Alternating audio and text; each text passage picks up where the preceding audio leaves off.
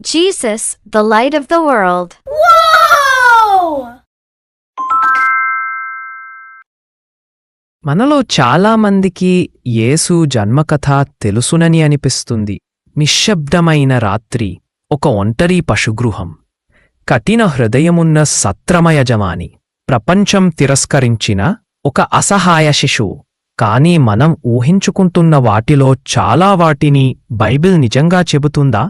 యేసు జన్మను నిజంగా అర్థం చేసుకోవాలంటే ముందుగా ఆయన జన్మించిన లోకంలోకి మనం అడుగుపెట్టాలి. యేసు ఒక నిర్దిష్టమైన చారిత్రక కాలంలో జన్మించారు.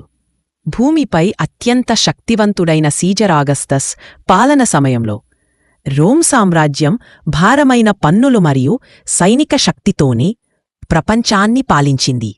దానిని వారు శాంతి అన్నారు. కాని అది హింసతోనూ భయంతోనూ నిలుపడదాని శాంతి. రాజకీయంగా ఆ దేశం అణచివేయబడింది. ఆర్థికంగా ప్రజలు పేదవారు. ఆత్మీయంగా ఇశ్రాయేలు ఎదురుచూస్తోంది, వారిని విడుదల చేసే ఒక రాజు కోసం. మరి అటువంటి లోకంలోనే యేసు జన్మించాడు. మరియ మరియు యోసేపు నజరేతు నుండి బెత్లెహేముకు ప్రయాణించారు. భయంతో కాదు, అర్ధరాత్రి కాదు, కాని యేసు జన్మకు చాలా ముందే. లూకా మనకు ఇలా చెబుతున్నాడు, వారు అక్కడ ఉండగా శిశువు జన్మించాల్సిన సమయం వచ్చింది. ఈ ప్రయాణం యాదృచ్ఛికమైనది కాదు, అనుకోకుండా జరిగినది కాదు. ఇది 700 సంవత్సరాల క్రితమే పలికిన ప్రవచనాన్ని నెరవేర్చింది. బేతలెహేమా, నీలో నుండే ఒక పాలకుడు బయలదేరును. మీకా 5:2. దేవుడు నిశ్శబ్దంగా చరిత్రను, సామ్రాజ్యాలను, ప్రవచనాలను ఒకే దిశగా కుదుర్చుకుంటూ తన కుమారుని ఈ లోకానికి తీసుకొచ్చాడు. ఇప్పుడు శ్రద్ధగా వినండి. ఇక్కడే చాలామంది ఈ కథను తప్పుగా అర్థం చేసుకుంటారు. బైబిల్లో సత్రశాల యజమాని గురించి ఎక్కడా చెప్పలేదు. కఠినంగా తిరస్కరించిన దృశ్యం లేదు. కోపంగా నిరాకరించిన మాటలు లేవు. ఒక హోటల్ వెనుక ఉన్న ఒంటరి పశుగృహం గురించి లేదు. లూకా ఉపయోగించిన వాక్యం సత్రంలో చోటులేదు అని కాదు. దాని నిజమైన అర్థం అతిథిగదిలో స్థలం లేదు.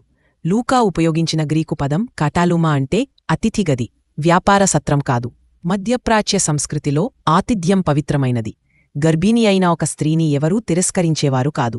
యోసేపు తన బంధువుల దగ్గర లేదా గ్రామస్తుల ఇళ్లలోనే బసచేశాడు. అతిథిగది ఇప్పటిపోయి ఉండడంతో మరియ కుంటుమ నివాసగదిలోనే ప్రసవించింది. అక్కడ రాత్రివేళ వేడి, భద్రత కోసం జంతువులను లోపలికి తీసుకొచ్చేవారు. అందుకే అక్కడ ఒక మందపు తొట్టె, ఆహారం పెట్టే తొట్టె ఇంటి లోపలే ఉంది. యేసు తిరస్కరణలో జన్మించలేదు. ఆయన సాధారణమైన వినయంతో జన్మించాడు, మనుషుల మధ్య, జీవంతో నిండిన వాతావరణంలో. కాని ఒక మందపు తొట్టెలో ఉంచబడాడు. అదే రాత్రి పరలోకం తన నిశ్శబ్దాన్ని చెరిపేసింది. రాజులకు కాదు, యాజకులకు కాదు, పండితులకు కాదు, కాని కాపరులకు. కాపరులు పేదవారు, తరచూ అపవిత్రులుగా భావించబడినవారు, సమాజం పక్కన పెట్టినవారు. అయినా దేవదూతలు ఇలా ప్రకటించారు, ఈరోజు మీకోసం ఒక రక్షకుడు జన్మించాడు, అతడే క్రీస్తు ప్రభువు. రోమ్ సామ్రాజ్యం సీజర్ను రక్షకుడు, ప్రభువు అని పిలిచింది. కాని పరలోకం ఆ బిరుదులు ఒక మందపు తొట్టెలో ఉన్న శిశువుకే చెందాయని ప్రకటించింది. కాపరులు పరుగెత్తారు. వారు చూశారు, వారు విశ్వసించారు. సువార్తకు తొలి సాక్షులు సమాజం నిర్లక్ష్యం చేసినవారే. ఇక్కడ కూడా శ్రద్ధగా వినండి. జ్ఞానులు ఆ రాత్రే రాలేదు. వారు ఒక పశుగృహానికి కాదు, ఒక ఇంటికి వచ్చారు. అక్కడ యేసును శిశువుగా కాదు, బాలుడిగా వర్ణించారు. అందుకే జ్ఞానులు కొన్ని నెలల తర్వాత బేత్లెహేములోని ఒక ఇంటికి వచ్చి శిశువును కాదు, ఒక బాలుణ్ణి చూశారు. ఈ జ్ఞానులు యేసును ఆయన 2 సంవత్సరాలు పూర్తయ్యేలోపే దర్శించారు. అందుకే హేరోదు తర్వాత బేత్లెహేములో 2 సంవత్సరాల లోపు వయస్సు ఉన్న అన్ని మగ శిశువులను హత్య చేయమని ఆజ్ఞ ఇచ్చాడు. మత్తయి 2:16. జ్ఞానుల నుండి తెలుసుకున్న సమయాన్ని ఆధారంగా చేసుకుని యేసును దర్శించిన జ్ఞానులు ఎంతమంది ఉన్నారో మనకు తెలియదు. బైబిల్ ఎక్కడా 3 జ్ఞానులు ఉన్నామని చెప్పలేదు. బైబిల్ చెప్పింది 3 వ్యక్తుల గురించి కాదు, 3 బహుమతుల గురించి మాత్రమే. 3 బహుమతులు ప్రస్తావించబడినందువల్ల చాలామంది 3 జ్ఞానులు అని తప్పుగా అనుకుంటారు. వారి బహుమతులు మాటలకన్నా గొప్పగా మాట్లాడాయి. బంగారం, ఆయన రాజు; ధూపము, ఫ్రాంకిన్సెన్స్, ఆయన దేవుడు; మయర్రో, ఆయన బాధపడి మరణించనున్నాడు. హేరోదు యేసును నాశనం చెయ్యాలని ప్రయత్నించినప్పుడు విదేశీ పండితులైన జ్ఞానులు ఆయన ముందర మోకాళ్లు మడిచి ఆరాధించారు. దేవుడు సౌకర్యంతో నిండిన చోటుకు లేదా రాజు నివసించే మహల్కి రాలేదు. ఆయన పేదల దగ్గరకు, నిర్లక్ష్యమైన వారి దగ్గరకు, సాధారణమైన వారి దగ్గరకు వచ్చాడు.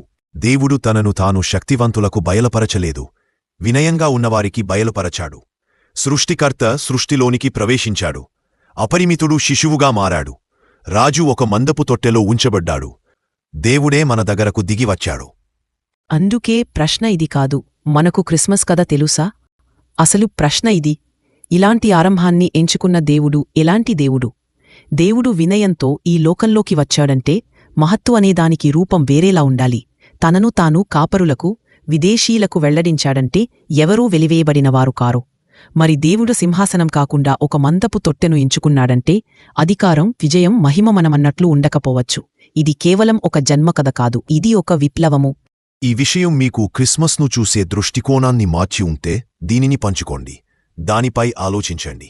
మరియు గుర్తుంచుకోండి, ఆ వెలుగు గట్టిగా రాలేదు, కాని ప్రపంచాన్ని శాశ్వతంగా మార్చింది.